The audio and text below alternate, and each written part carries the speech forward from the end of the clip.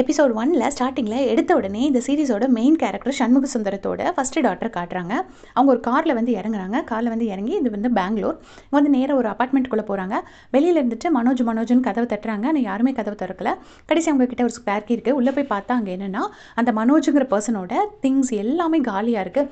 Clothes எல்லாமே காலியாக இருக்குது. ஸோ அவங்க அதை பார்த்துட்டு ஷாக் ஆகுறாங்க. எங்கே போயிட்டா மனோஜ் அப்படின்னு சொல்லிட்டு ஃபோன் பண்ணுறாங்க.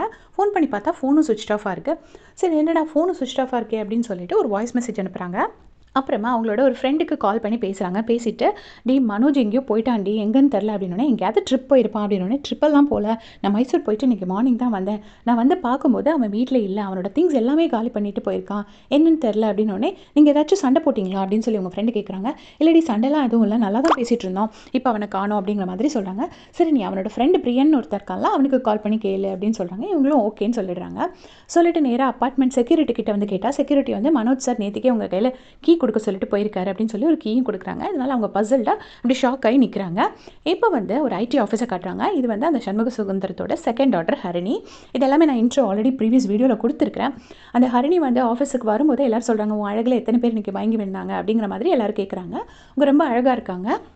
இப்போ அந்த ஹரிணி கிட்ட அவங்களோட ஃப்ரெண்டு ஸ்டீஃபன் ஒருத்தர் வந்துட்டு எனக்கு ஊருக்கு அவசரமாக போகணுண்டி, 2 நாள் லீவ் வேணும், நீ வந்தால் தான் அந்த ஹெச்ஆர் வழிஞ்சிக்கிட்டு லீவ் கொடுப்பான், இல்லைனா ஹெச்ஆர் லீவே கொடுக்க மாட்டான், நீயும் கூட வா அப்படின்னோடனே ஐயோ ஓவராக வழிவானே நான் வரமாட்டேன் அப்படின்னு சொல்லி ஃபஸ்ட்டு ஹரிணி சொல்கிறாங்க. இல்லை நீ வந்து தான் ஆகணுன்னே சரின்னு சொல்லிட்டு இவங்களும் வராங்க. வந்து அந்த ஹெச்ஆர் கிட்ட ஃபஸ்ட்டு அந்த பையன் லீவ் கேட்கும்போது அந்த ஹெச்ஆர் ஒத்துக்கவே இல்லை. அந்த ஹெச்ஆரோட பேர் சித்தார்த். ஆனால் அதுக்கப்புறமா ஹரிணியை பார்த்தோன்னே ஹரிணி கிட்ட வழிஞ்சிக்கிட்டே அவர் வந்து லீவ் கொடுத்துட்றாரு. அப்புறம் ஹரிணியை வந்து நீ 45 days ஆச்சு நான் உன்னை ப்ரப்போஸ் பண்ணி, நீ எப்போ தான் எனக்கு பதில் சொல்ல போகிற அப்படின்னு கேட்கும்போது ஹரிணி வந்து எனக்கு லவ்வெல்லாம் ஒத்து வராது அப்படிங்கிறாங்க. அப்போ வந்துட்டு நான் வயலண்ட்டான ஆள்லாம் கிடையாது, நான் ரொம்ப சாஃப்டான ஆள் அப்படின்னு சொல்லிட்டு அவர் சொல்கிறாரு. சொல்லும்போது ஹரிணி சொல்கிறாங்க ஆனால் நான் ரொம்ப வயலண்ட்டான ஆள் தான், எனக்கு வந்து கண்டிப்பாக இதெல்லாம் செட் ஆகாது, நீ தயவு செஞ்சு ட்ரை பண்ணாதன்னு சொல்லிட்டு அந்த இடத்த விட்டு கிளம்பி போயிடுறாங்க. அடுத்த சீனில் அவரோட 3வது பொண்ணு மீராவை காட்டுறாங்க. அவங்க வந்து கிரிக்கெட் விளையாண்டுட்டுருக்காங்க. கிரிக்கெட் விளையாடும்போது எல்லாருமே அவங்களை சேர் பண்ணுறாங்க.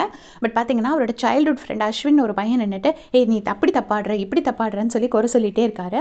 ஸோ ஆடி முடிச்சுட்டு அவுட் ஆகி வெளியில் வந்ததுக்கப்புறமா அந்த அவங்களோட இன்னொரு ஃப்ரெண்டு சொல்கிறாங்க, ஏய் என்னடி இவன் எப்போ பார்த்தாலும் உன்னை குறை சொல்லிகிட்டே இருக்கான், இவன் கூட போய் ஃப்ரெண்டாக இருக்கு அப்படின்னோடனே இல்லை அதெல்லாம் இல்லை, அவன் எது சொன்னாலும் என் நல்லதுக்கு தான் சொல்லுவான், நீ பேசாமல் இரு, அவன் என் சைல்டுஹுட் ஃப்ரெண்ட் அப்படின்னு சொல்லிட்டு இந்த பொண்ணை அனுப்பிச்சி விட்டுறாங்க. ஸோ இந்த மீராக்கு அஸ்வின்கிற ஃப்ரெண்ட் இருக்கிற மாதிரி காட்டுறாங்க. அப்போ அஸ்வின் சொல்கிறாரு நீ விளையாண்டு முடிச்சிட்டல, ரொம்ப பசியாக இருப்பவா, ஏதாவது சாப்பிட போகலாம் அப்படின்னோடனே மீரா சொல்கிறாங்க உனக்கு மட்டும்தாண்டா என் மனசில் இருக்கிறதெல்லாம் அப்படியே புரியுது அப்படின்னு. இப்போ சண்முக சுந்தரத்தோட ஒய்ஃபை காட்டுறாங்க. அந்த வீடோட பேர் பொன்மலர் இல்லாமல் அன்றைக்குமா அவங்க பேர் தான் பொன்மலர் நான் நினைக்கிறேன். அவங்க வந்து ஒரு பொண்ணுக்கும் பார்த்து விதவிதமாக சமைச்சு வச்சிருக்காங்க. அப்போ 2வது பொண்ணு ஹரிணி வந்துட்டு ஏமா நீ இப்படி எல்லாருக்கும் வேண்டி இப்படி பண்ணுற அப்படிங்கும்போது உங்கள் எல்லாத்துக்காக செய்கிறதுல எனக்கு எந்த கஷ்டமும் இல்லை அப்படின்னு சொல்லிட்டு அவங்க அம்மா வந்து ஹாப்பியாக சொல்கிறாங்க. எல்லாருக்குமே வெரைட்டியாக சமைச்சு வச்சிருக்காங்க. இப்போ வந்து 3வது பொண்ணு கிரிக்கெட் விளையாண்டுட்டு வரா. வந்து எல்லாமே வந்து ரூம் எல்லாம் ஆர்கனைஸ்டாக போடாமல் செருப்பங்க கழட்டி போட்டு பேக் எங்கே கழட்டி போட்டு அப்படிங்கிற மாதிரி என் காலமுக்கி விடுன்னு சொல்லிட்டு 2வது பொண்ணு வம்பிழுத்துட்டு இருக்கா. அப்போ வந்து 2 பேரும் சண்டை போட்டுட்டு இருக்கும்போது கரெக்டாக அவங்க அம்மா வந்து ஒரு டப்பில் ஹாட் வாட்டர் எடுத்துகிட்டு வந்து எப்சம் சால்ட் போட்டு நீ காலை மசாஜ் பண்ணிக்கோ, தண்ணி இதில் வச்சு மசாஜ் பண்ணிக்கோன்னு சொல்லி அவங்க அம்மா வந்து கொடுக்குறாங்க. கொடுக்கும்போது 3 பேருமே அவங்களோட மூத்த பொண்ணை பற்றி பேசுகிறாங்க. அக்கா ஏதாவது ஃபோன் பண்ணலாம் அப்படின்னு சொல்லிட்டு ஹரிணி கேட்குறாங்க. அதுக்கு வந்துட்டு அவங்க அம்மா இல்லை ஃபோனும் பண்ணல மெசேஜும் பண்ணல அப்படிங்கும்போது 3வது பொண்ணு சொல்கிறாங்க இப்போல்லாம் பெங்களூர்லாம் கல்ச்சர் ரொம்ப வித்தியாசமாக இருக்கும், டேட்டிங் மீட்டிங் லிவ் இன் இந்த மாதிரிலாம் இருக்கும், அக்காவை நீ சீக்கிரமாக பார்த்துக்கோ ஒழுங்காக பார்த்துக்கோ அப்படின்னு சொல்கிற மாதிரி நக்கல் அடிக்கிறாங்க. உடனே அவங்க அம்மா சொல்கிறாங்க எனக்கு இப்போ பயமாக இருக்குது, உங்கள் அக்காவுக்கு எப்படியா சீக்கிரமாக ஒரு கல்யாணம் பண்ணி வைக்கணும் அப்படின்னு சொல்லிட்டு இருக்காங்க. இப்போ வந்து பொன்மலர் டெக்ஸ்டைல்ஸை காட்டுறாங்க. இதுதான் அவங்க அப்பாவோட கடைன்னு நினைக்கிறேன். அதில் ஒரு கஸ்டமர் 16,000 ரூபா பட்டுப்படம் எடுத்து வச்சுட்டு அதான் பிடிச்சிருக்கு, ஆனால் 10,000 ரூபா தான் இருக்குது, மிச்சம் இன்ஸ்டால்மெண்ட்டில் கட்ட முடியுமான்னு கேட்டுட்ருக்காங்க. இது கேட்டுட்டு இருக்கும்போது கரெக்டாக ஓனர் வந்துட்டு என்ன சொல்கிறார் அப்படின்னா இன்ஸ்டால்மெண்ட்லாம் அந்த கடையில் பழக்கம் கிடையாது, ஆனால் இப்போ 10,000 ரூபா கொடுத்து இந்த புடவை எடுத்துக்கோங்க, 6,000 ரூபாய் அப்புறமா கொடுங்க, உங்கள் கையில் பணம் வந்ததுக்கப்புறமா கொடுங்கன்னு சொல்கிறாங்க. இதனால் கஸ்டமர் ரொம்ப ஹாப்பியாக போயிடுறாங்க. இப்போ இவருக்கு வந்துட்டு அவரோட செகண்ட் ஒய்ஃப் கால் பண்ணுறாங்க. என்னங்க புரோக்கர் வந்து 70,000 ரூபா கொடுக்குறேன்னு சொன்னேன், கொடுக்கலையா, அப்படி எப்போ தருவீங்க அப்படின்னு கேட்டோன்னே நான் தரேன் அப்படின்னு சொல்லி பேசுகிறாரு. இது வந்து இவரோட செகண்ட் ஒய்ஃப் கிரிஜா. இப்போ ஃபர்ஸ்ட் ஒய்ஃப் மலர் கால் பண்ணுறாங்க. கால் பண்ணிவிட்டு சாப்பாடெல்லாம் எடுத்து வச்சிருக்கேன்னே நான் வரேமான்னு ஃபர்ஸ்ட் ஒய்ஃப் கிட்டேயும் அன்பாக தான் பேசுகிறாரு. பட் எதனால் அவர் செகண்ட் ஒய்ஃப் வச்சிருக்காரு அப்படிங்கிறதெல்லாம் இனிமேல் போக போக தான் நமக்கு தெரியும். இப்போ சண்முக சுந்தரத்தோட 4வது பையனை காட்டுறாங்க. அவர் ஒரு டிஜேவாக இருக்காரு. அங்கே வந்து பார்ட்டியில் சாங்ஸ் ப்ளே பண்ணிட்டு இருக்காரு. ஒரு பொண்ணு வந்துட்டு அவங்க கிட்ட வந்து ஒரு சாங் ப்ளே பண்ண கேட்குறாங்க. அதுக்கு வந்து இவர் ஒத்துக்கலை. நான் ரூல்ஸ் படி தான் போவேன், எந்த ஆர்டரில் போடணும் அந்த ஆர்டரில் தான் போடுவேன் அப்படிங்கிறாங்க.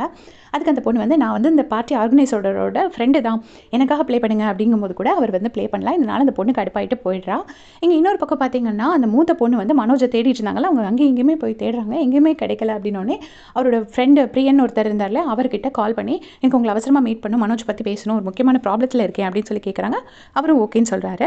இப்போது நைட்டு அந்த டிஜே வீட்டில் சாப்பிட்டுட்டு இருக்கான். சாப்பிட்டுட்டு இருக்கும்போது அவங்க அம்மாவை திட்டுறான். எதுக்குமா இப்போ எப்போ பார்த்தாலும் இப்படி அப்பா வந்ததுக்கப்புறம் தான் சாப்பிடுவேன், அப்பா வந்ததுக்கப்புறம் தான் தூங்குவேன்றது உன் உடம்புக்கு எடுத்துக்கிறேன், உனக்கு ஆல்ரெடி டயபெட்டிஸ் இருக்குது அப்படின்னு சொல்லி திட்டிட்டு இருக்கான். கரெக்டாக அந்த டைமில் அவங்க அப்பா வராங்க.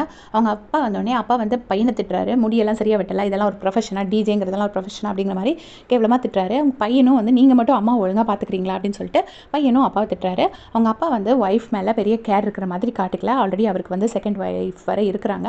இவங்க அம்மா அதெல்லாம் நினச்சி ஃபீல் பண்ணியிருக்காங்க. இன்னொரு பக்கம் அந்த ஃபஸ்ட்டு பொண்ணு ஜெயஸ்ரீ வந்து மனோஜை தேடிட்டு இருக்காங்க இல்லையா. இப்போ வந்து பிரியன்கிறவரை மீட் பண்ணி பேசும்போது அந்த பிரியனுக்கும் இந்த மனோஜ் எங்கே போனாங்கிறதே தெரியாது.